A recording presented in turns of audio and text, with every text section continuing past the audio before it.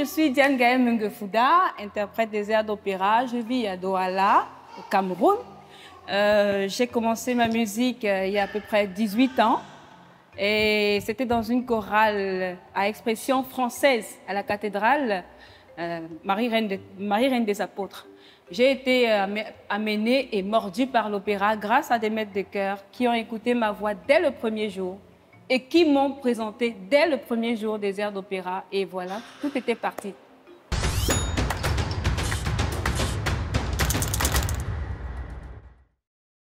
Bonsoir à tous et bienvenue à ce tout nouveau numéro de Artitude dédié aux cantatrices. Pendant 26 minutes, nous irons au-delà des mots pour atteindre les notes les plus aiguës de la musique vocale classique et ce sera avec Diane Gaël Munguefuda et son équipe. Cantatrice, chanteuse d'opéra, artiste lyrique. Toutes ces appellations se valent. Ne bougez pas. Artitude, c'est tout de suite.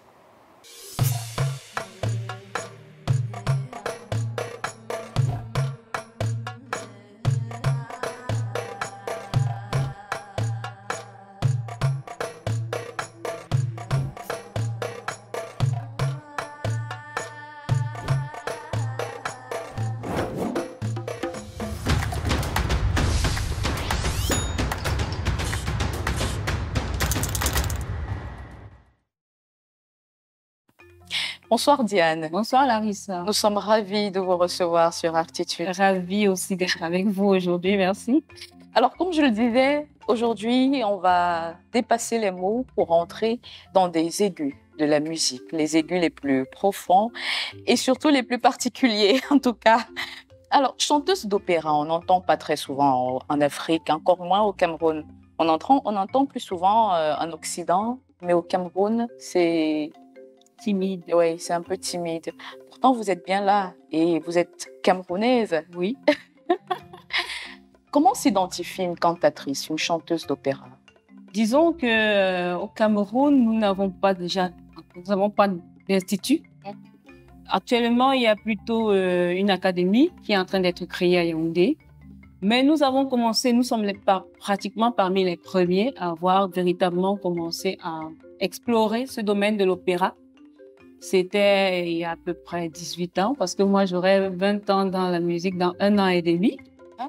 20 ans dans l'opéra, plus particulièrement. Donc, c'est dans les chorales, en fait, pour répondre à votre question.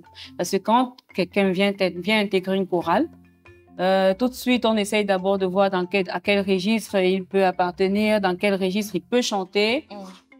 Quelle hauteur il peut monter. Généralement, c'est celles qui montent assez haut et qui sont assez audibles dans les hauteurs qu'on met chez les sopranos. Ensuite, on voit les voix de femmes qui ne peuvent pas aller très haut, mais qui peuvent chanter d'une manière un peu plus imposante dans les médiums qu'on met chez les altos. On appelle alto. En réalité, c'est des mezzo-sopranos. Ensuite, on peut aussi avoir des contraltos, qui sont toujours des voix de femmes, mais les plus graves. Et puis, il y a les ténors et les barytons. Donc, il y a une audition qui est faite à la base. Oui. Et maintenant, c'est au fur et à mesure qu'on écoute quelqu'un, qu'on l'amène à travailler, qu'on constate qu'il peut faire des airs d'opéra. Il peut affronter ce style musical-là. Il peut s'exercer, travailler et puis devenir plus tard quelqu'un de très fort. Justement, c'est bien parce que vous êtes coach vocal et vous allez nous éclairer dans ce domaine puisqu'on va beaucoup plus parler technique. L'opéra, je crois, c'est quelque chose c'est un style de musique qui nous amène à aller puiser plus loin. En tant que cantatrice, dans quel registre vous vous identifiez? Moi, je suis colorature, soprano colorature. Oui. C'est le registre, c'est la voix la plus haute chez les sopranos. Parce que chez les sopranos aussi, malgré qu'on ait 4 registres vocaux, les chorales, en réalité, chez les sopranos, on peut avoir plusieurs niveaux. Donc, il y a les coloratures les plus hautes, il y a celles qui sont moins hautes, qu'on peut identifier aussi aux mezzo-sopranos, qui chantent bien dans les hauteurs aussi. Et puis, bon, on a les mezzo-sopranos. Donc, moi, je suis colorature. Mais je peux coacher tout type de voix. Pour que les téléspectateurs comprennent mieux, je crois qu'il serait idéal de nous faire une démonstration. D'accord. Bon, je vais essayer de fredonner juste un petit air, un petit extrait d'un air de colorature. Donne-moi un peu le la, s'il te plaît, Georges. En fait, les premières notes de la Reine de la Nuit. Donc, Georges, c'est... Voilà, je vous présente Georges, qui est le pianiste avec qui je travaille régulièrement et qui a une structure musicale qu'on appelle Tree of Melody, structure musicale à laquelle j'appartiens. Oui, et que nous aurons bien sûr l'occasion de découvrir. En permanence, voilà.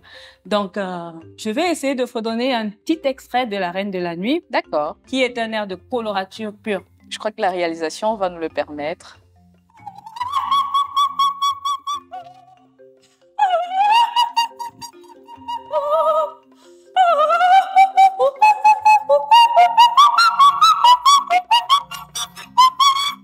Voilà à peu près ce que je peux faire là. Voilà, vous l'avez compris, c'est dans ce registre que Diane s'identifie en tant que chanteuse d'opéra, en tant que cantatrice. Je l'ai dit à l'entame de l'émission, ces différents termes peuvent s'utiliser à tout moment. On dit cantatrice, on dit chanteuse d'opéra, on dit artiste lyrique aussi, ça se dit. Oui, lyrique aussi. D'accord. Est-ce que dans la technique, il y a une certaine différence entre les hommes qui font de la musique d'opéra et les femmes? Déjà au niveau du travail et du... Est-ce que c'est réservé uniquement aux hommes, aux femmes, je veux dire? Non, non. Oui. Non. Même des hommes, il y a des hommes qui sont pas capables de... Il y a des voix. C'est pas toutes les voix qui peuvent faire de l'opéra, en fait. Donc, il faut avoir un certain registre, une certaine couleur vocale. Il faut faire un certain travail aussi, parce que même au départ, on peut rencontrer quelqu'un qui n'a pas une bonne couleur vocale. Mais à force de travail, à force de lui donner les bonnes techniques, il affronte ce domaine-là, en fait, ce style musical-là. Est-ce qu'il y a un lien entre les mots, je veux dire, les paroles qui sont chantées et la mélodie? Très souvent, oui. Oui. En général, oui. Comment? Un lien dans le sens où je vais prendre l'exemple sur l'air que je viens de faire. D'accord. C'est un chant en réalité de colère. Donc, la mélodie que je fais, la façon dont je la fais, va d'abord démontrer que je suis en train d'exprimer une certaine colère. Et maintenant, les paroles, quand on écoute, on comprend que c'est en fait une personne qui est en train de proclamer de la colère. C'est par exemple une dame, la reine qu'on appelle la reine de la nuit, qui a qui veut tuer, quoi, qui veut amener sa fille à tuer son père. Donc voilà, les airs sont généralement composés. La Reine de la Nuit dans la flûte enchantée de Mozart. Sont généralement composés en fonction d'une histoire qu'on raconte. Ça peut être une histoire triste, je vais pas chanter avec la même vigueur. Tout à fait. Ça peut être une histoire de joie, j'aurai une autre gestuelle. La gestuelle aussi joue. Donc les paroles, la gestuelle, la mélodie, tout ça généralement va de pair. Tout un assemblage qui crée tellement d'émotions. Moi, quand j'écoute de la musique d'opéra, je reste vraiment bouche bée parce que il y a de l'émotion qui vous envahit. On a l'impression que vous ressentez ce que l'artiste essaye de transmettre ou essaye d'exprimer. C'est, je crois, la particularité. C'est cette particularité-là qui fait la musique d'opéra, ou bien on peut en trouver d'autres particularités? Non, non, c'est cette particularité-là. Parce que généralement, pour que votre public vous comprenne, il faut accompagner votre voix avec une certaine gestuelle. L'opéra ne se fait pas comme un poteau planté et puis bon, tu pars. Sauf si tu veux exprimer un air de guerre. Là, tu vas te mettre comme un militaire. Là, effectivement, c'est toujours une gestuelle, en fait. Donc, il y a la gestuelle qui accompagne toujours.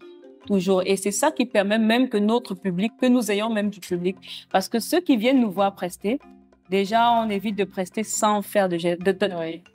On travaille toujours une gestuelle. Avant la prestation. Oui. C'est-à-dire qu'on a 1 an, 6 mois, 8 mois d'entraînement avec la gestuelle, ce qui fait que le jour où on s'exprime devant le public, même s'ils ne comprennent pas la langue, généralement on chante dans des langues étrangères, ils comprennent tout de suite ce qu'on est en train d'exprimer. La gestuelle va de pair. On va donc dire que c'est un élément clé de la musique d'opéra. Diane, on va revenir sur les styles de musique dans l'opéra. Est-ce qu'il y a des airs qui vous inspirent, par exemple? On sait que dans toute chose, on a généralement un modèle ou alors une source d'inspiration. Quelle est votre source d'inspiration? Déjà, je vais parler de ma source d'inspiration parmi les chanteuses d'opéra. Oui. Mon idole, c'est Diana Damrau. Oui. Déjà parce que... Attention, parce que vous allez nous faire un extrait. Hein. Vous allez nous faire un extrait. L'air que je viens de faire, c'est un des airs qu'elle fait le mieux. Diana Damrau, c'est la meilleure interprétatrice de cet air-là, parmi toutes les sopranos. Ça a été vérifié. L'air de la Reine de la Nuit, elle fait tous les airs de la Reine de la Nuit dans cette œuvre de la flûte enchantée. Oui. Bon, à part elle, il y a O mio babbino caro, qui est généralement chanté par Anna Netrebko, qui est un air assez doux, assez calme, assez posé, un air d'amour en fait. Et puis, il y a un autre air. Cet air-là, je l'apprécie particulièrement parce que c'est avec cet air-là que j'ai gagné pour la 3e fois le concours de la meilleure soprano de Douala. Eh bien, Shakio Pianga. Et c'est un air qui m'avait été demandé de chanter par Jacques Greg Belobo quand il m'a invité pour la première fois à chanter un de ses récitals. Oui. Il avait demandé que je l'interprète à son récital. Donc, particulièrement, je l'aime aussi, il m'inspire, c'est un air que j'aime bien. Alors, Diane, you have the floor. Hein. Vous allez nous faire une démonstration. Avec Georges. Avec Georges.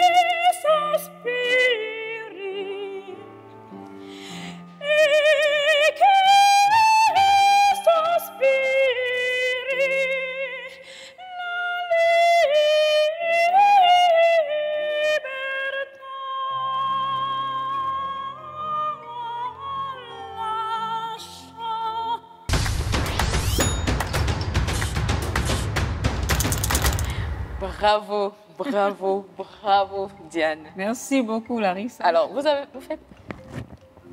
C'est vrai que ce n'est pas moi qui ai chanté, mais je peux me permettre. Vraiment, bravo. Tout à l'heure, vous avez enlevé vos chaussures. Oui. Pourquoi? Généralement, moi, mes scénettes, j'aime les faire parce que quel que soit l'endroit où j'interprète, Oui. Ça dépend de ce que j'exprime en fait. Oui. Si je veux exprimer une paysanne, je vais porter un vêtement de paysanne. D'accord. Et je vais marcher pieds nus comme une paysanne. Maintenant, ça, c'est une personne qui était un peu comme enchaînée, triste et carrément dépouillée, quoi. Donc, je vais exprimer le dépouillement en interprétant sans mes chaussures et avec un air de tristesse complet. Donc, voilà un peu. Et félicitations à Georges qui a joué du début à la fin. Et j'avais l'impression qu'il suivait vos émotions, qu'il suivait jusqu'où est-ce que vous comptiez aller. Et il a fait avec beaucoup de... C'est ça l'accompagnateur. Je vais même demander à Georges de venir parce que c'est avec lui particulièrement que je travaille. Allez, Georges, viens nous retrouver. C'est avec lui particulièrement que je travaille et il m'aide aussi vocalement. C'est-à-dire, même un coach, un chanteur a toujours besoin d'être coaché aussi. Donc voilà, c'est lui qui a Tree of Melody, la structure dans laquelle je travaille. Et voilà, c'est lui qui fait les projets de Tree of Melody, c'est lui qui prépare nos récitals, nos concerts, c'est lui qui... peut-être qu'il ne décide pas de nous... J'allais justement poser cette question, Diane, je ne vous coupe pas, excusez-moi. C'est quoi un récital? Parce que j'imagine que la personne lambda... Ah, Georges, c'est quoi un récital? Je donne le floor à Georges de répondre. Alors, je vais expliquer le plus simplement possible. Un récital, c'est simplement une représentation faite par un individu, généralement, ou un groupe d'individus ayant préparé pendant un certain temps certaines pièces, c'est-à-dire certaines compositions musicales des auteurs classiques. Ils ont préparé cela pendant un certain temps avec une certaine technique, avec une certaine discipline et régularité. Et ils se décident donc à un certain moment de pouvoir présenter cet ensemble de pièces-là, le résultat en fait, ou le fruit de leur travail, en un laps de temps, à un public donné pendant un intervalle de temps donné. Donc c'est simplement ça un récital. Généralement, c'est quelque chose qui ne dure pas pour permettre aux gens d'être très attentifs, de pouvoir apprécier jusqu'à la dernière goutte. Et en redemander à la fin. Quoi. Voilà. Comment vous faites pour rentrer dans son univers comme ça? Alors, je crois que c'est quelque chose de musicien. Très bien. Qui ne s'explique pas? C'est une sorte de feeling, c'est-à-dire on ressent ce que l'autre sent. Ce que l'autre veut exprimer, en fait. C'est quelque chose que justement, c'est un feeling qu'on développe déjà à force de travailler ensemble, mais aussi parce que chacun de nous comprend ce qui s'exprime, comprend la musique et comprend comment l'autre veut exprimer ce qu'il doit exprimer dans sa pièce, en fait. C'est magnifique. Le travail est juste impeccable. On va dire, Diane, que vous êtes accompagnée d'une chanteuse aussi. Une autre chanteuse d'opéra, une cantatrice comme vous. Oui. Et que nous allons recevoir juste ici, après cette transition.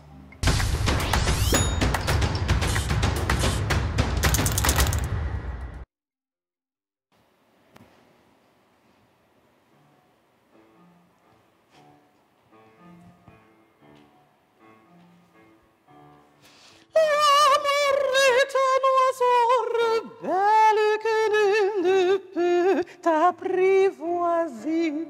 Et c'est bien avant qu'on l'appelle, s'il lui convient de refuser. Rien ne fait menace aux prières, l'un parle bien, l'autre se tait. Et c'est l'autre que je préfère, il n'a rien dit, mais il me plaît.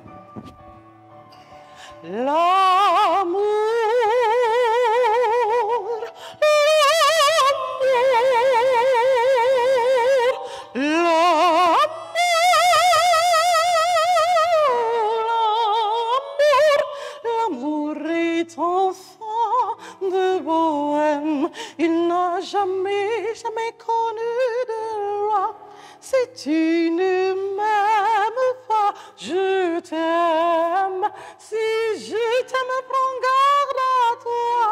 Prends garde à toi. Si tu ne m'aimes pas, si tu ne m'aimes pas, je t'aime. Prends garde à toi. Mais si je t'aime, si je t'aime,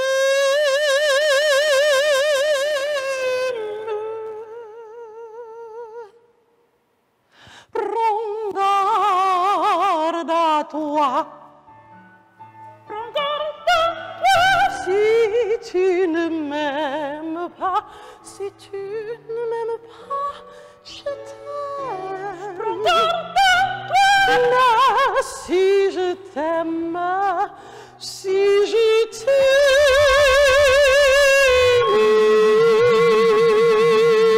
prends garde à toi. Merci beaucoup. Je vous présente Nelly Betangong, qui est une soprano aussi, interprète des airs d'opéra à Douala, que j'ai connue à Yaoundé dans les années 2016. J'allais rencontrer une cantatrice d'opéra qui était venue au Cameroun. Et voilà, Nelly Bétan a fait ma connaissance. Et après ça, elle a décidé de venir à Douala, de me suivre. Et voilà, elle nous a retrouvés dans notre équipe de Douala. Et là, voilà, aujourd'hui, elle va vous parler d'elle elle-même, présenter aussi ce que nous avons comme futur projet, surtout le plus éminent. Merci. Merci Gaëlle.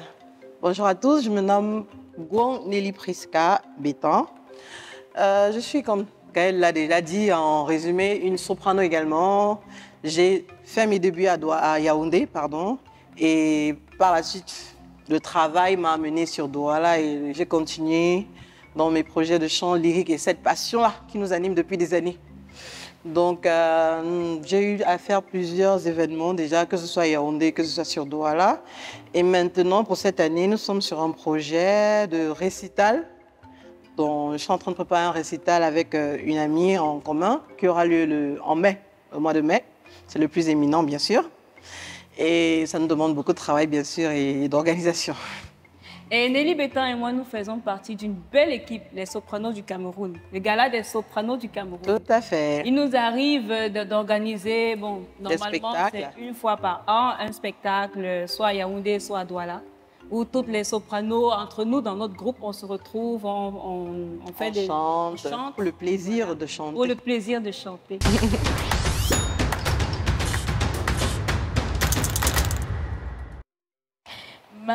Magnifique les filles, c'était magnifique. Permettez-moi de me placer juste là au milieu de vous.